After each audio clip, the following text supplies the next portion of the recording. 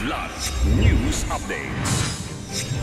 Mga balita ngayon, 302nd Infantry Brigade ng Philippine Army iginagalang ang pagpapawalang sala sa Mabinay 6. 88 milyon pesos na halaga ng ipinagbabawal na droga sinunog sa Maguindanao del Norte. Serbisyo at katarungan caravan sa Manila City Jail naghatid ng pag-asa sa mga PDL.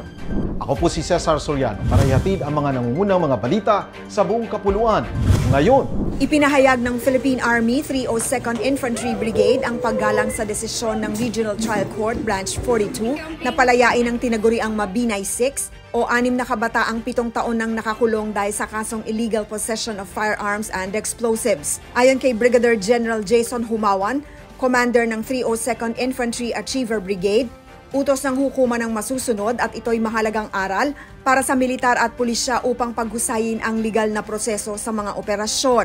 Arestado ang 6 noong 2018 matapos ang engkwentro ng 62nd Infantry Battalion sa Mabinay at nakarecover ng matataas na kalibreng armas at pampasabog, bagay na itinanggi ng mga akusado. Giit ni Judge Marie Rose Inocando, bigong mapatunayan ng piskalya ang kaso at may kapalpakan sa paghawak ng ebidensya. Dagdag ni Humawan, ang 7 taong pagkakabilanggo ng grupo ay dapat magsilbing babala sa kabataan na huwag mapabilang sa anumang kilusang armadong labag sa batas.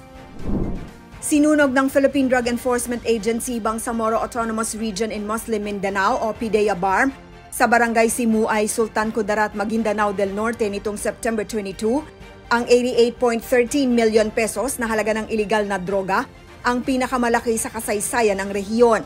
Pinangunahan ni Regional Director Gil Cesario Castro ang operasyon sa 5.5 megawatt power plant ng Lamsan Trading sa pamamagitan ng thermal decomposition. Sinunog ang mahigit 12,800 grams ng shabu, 4,399 grams ng marijuana at expired medicines mula sa iba't ibang botika at ospital. Isinailalim muna ang mga ebidensya sa pagsusuri bago at matapos ang pagsunog upang matiyak ang ganap na pagkakawasa.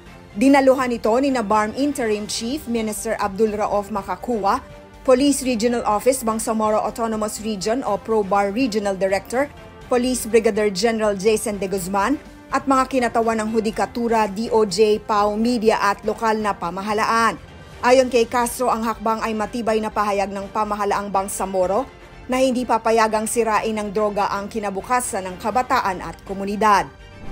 Inilunsad sa Manila City Jail ang unang Pag-asa Expo, Serbisyo at Katarungan Caravan ng Department of the Interior and Local Government o DILG nitong September 22 na layong pagtibayin ng katarungan at maghatid ng makatao at inklusibong serbisyo para sa persons deprived of liberty o PDL.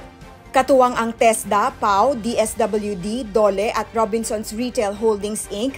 Nagbigay sila ng tupad emergency employment, balik probinsya assistance, psychosocial counseling at legal consultation para sa mahigit 200 PDL na nakatakdang palayain. Namahagi rin ng 5,000 hygiene kits. Ayon sa DILG, simbolo ito ng kabuang pagtutulungan ng pamahalaan para sa rehabilitasyon at pag-asa ng mga nakakulong para matiyak ang paggalang sa kanilang dignidad at karapatan. Para sa Kidlat News Channel, ako si Rosalyn Sinchonco, nag-uulat. ako po si Cesar Soriano, kasama nyo sa bawat pagputo ng balita.